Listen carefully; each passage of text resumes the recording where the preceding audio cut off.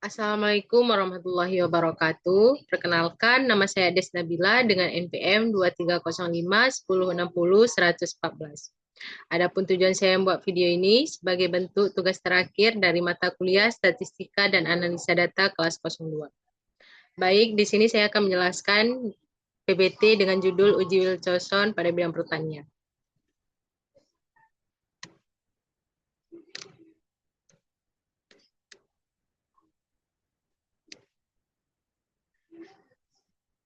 Saya akan menjelaskan pengertian dari uji Wilson. Jadi, uji Wilson ini adalah salah satu jenis uji statistik non-parametrik yang digunakan untuk mengukur perbedaan antara dua kelompok data berpasangan.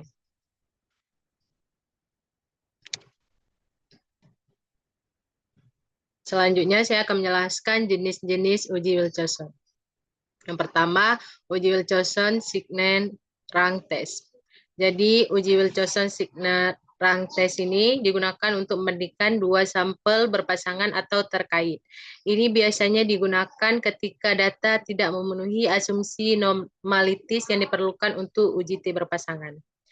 Selanjutnya, jenis uji Wilson yang kedua, uji Mann-Whitney test. Yaitu dikenal sebagai uji Wilson untuk dua sampel independen. Digunakan untuk membandingkan dua kelompok independen. Ini juga merupakan alternatif non-parametrik untuk uji T dua sampel. Selanjutnya, asumsi dasar uji Wilson. Yang pertama yaitu data ordinal atau interval. Di sini saya akan menjelaskan data ordinal atau interval. Yang pertama, data ordinal adalah jenis data kualitatif yang memiliki tingkatan atau urutan tertentu, tetapi jarak antar tingkatannya tidak diketahui atau tidak seragam. Data ini menunjukkan peringkat atau hierarki, tetapi tidak memberikan informasi tentang seberapa besar perbedaan antara tingkat tersebut. Ciri-cirinya itu ada urutan atau hierarki, atau biasa dengan sebutan ranking. Tidak bisa menghitung jarak atau perbedaan antar tingkat. Contoh datanya itu peringkat dalam perlombaan, misalnya juara 1, 2, atau 3. Contoh data yang kedua itu tingkatan pendidikan seperti SD, SMP, SMA, S1, dan S2. Selanjutnya saya akan menjelaskan tentang data interval. Data interval adalah jenis data kuantitatif yang memiliki urutan, jarak antar nilainya sama atau seragam, tetapi tidak memiliki nol absolut atau nolnya bukan menunjukkan ketiadaan. Ciri-cirinya yaitu ada urutan dan jarak antar data yang konsisten, nol bersifat relatif atau tidak menunjukkan ketiadaan. Operasi matematika seperti penjumlahan atau pengurangan dapat dilakukan, tetapi perbandingan rasio seperti 2 kali lebih besar tidak bermakna. Selanjutnya, saya akan menjelaskan tentang kemerdekaan pengamatan. Kemerdekaan pengamatan atau independence of observation adalah salah satu asumsi penting dalam banyak metode statistik, seperti uji T dan analisis varians atau ANOVA. Asumsi ini menyatakan bahwa setiap pengamatan dalam dataset harus bebas dari pengaruh atau hubungan dengan pengamatan lainnya. Dengan kata lain, nilai dari satu pengamatan tidak boleh mempengaruhi atau dipengaruhi oleh nilai pengamatan yang lain. Selanjutnya, yang terakhir yaitu bentuk distribusi. Bentuk distribusi ini adalah karakteristik yang menggambarkan bagaimana data tersebar atau berdistribusi dalam suatu variabel. Bentuk distribusi dapat memberikan informasi tentang simetri, keruncingan, atau kecondongan data terhadap nilai tertentu. Bentuk distribusi biasanya dianalisis melalui grafik seperti histogram atau kurva distribusi. Berikut ini beberapa bentuk distribusi yang umum.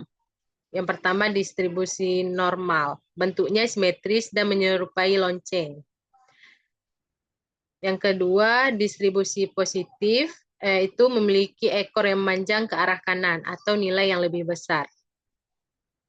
Yang ketiga, distribusi negatif. itu memiliki ekor yang memanjang ke arah kiri atau nilainya yang lebih kecil. Data cenderung terkonsentrasi di sisi kanan grafik.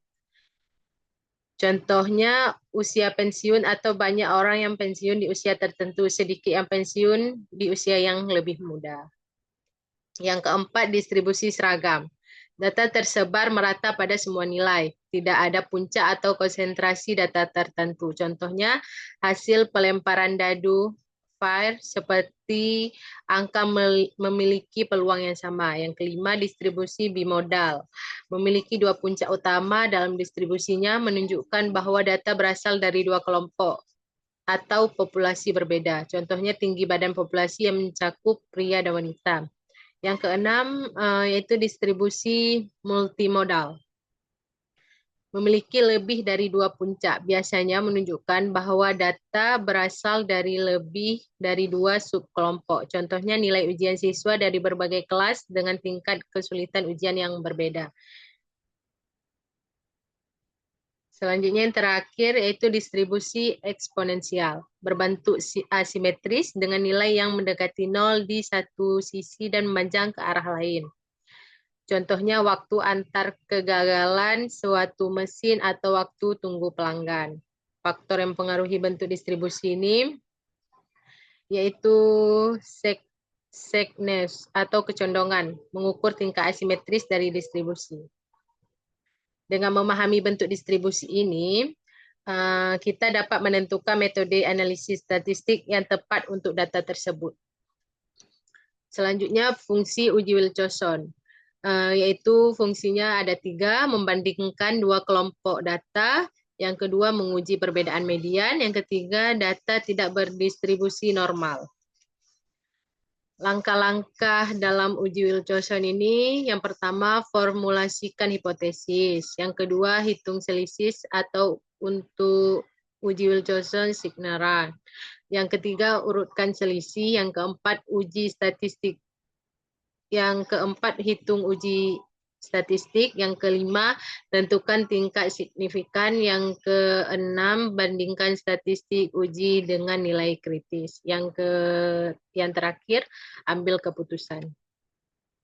Adapun sekarang saya akan menjelaskan kelebihan dan kekurangan uji Wilson. Yang kelebihannya yaitu tidak memerlukan asumsi normalitas, robust terhadap outlier, dapat digunakan untuk data ordinal, mudah dipahami dan diterapkan, tidak memerlukan variansi yang sama, lebih kuat untuk sampel kecil.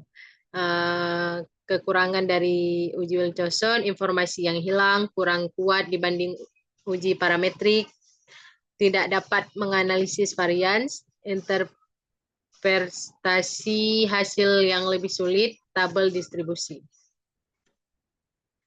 Yang terakhir, kesimpulan dari uji Wilson ini adalah salah satu uji statistik non-parametrik yang sangat berguna dalam analisis data, terutama ketika data kita tidak memenuhi asumsi normalitas yang diperlukan untuk uji parametrik.